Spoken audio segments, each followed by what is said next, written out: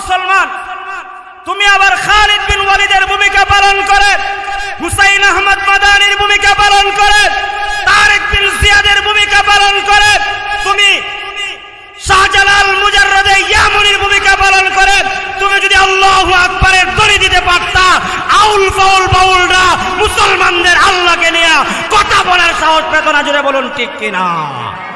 আজকে মুসলমানদের মুখের আওয়াজ, বুকের হিম্মত, ইমানি তাকাত, ইমানি চেতনা, ইমানি উদ্দীপনা, অটল অবিচল আজ মুসলমান হারিয়ে ফেলার কারণে আজ মুসলমান জায়গায় জায়গায় লাঞ্ছিত, অপমানিত, পদদলিত। জুড়ে বলুন ঠিক কিনা? ও মুসলমান, তুমি আবার আল্লাহু আকবারের ধ্বনি দাও।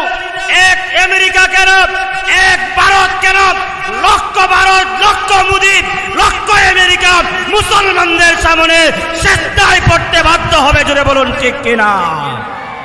অতএব আমাদেরকে মুসলমানের আওয়াজ দিতে হবে, আল্লাহর আওয়াজ, কোরআনের আওয়াজ, দ্বীন ইসলামের আওয়াজ আমাদেরকে বুলন্ডিত করতে হবে।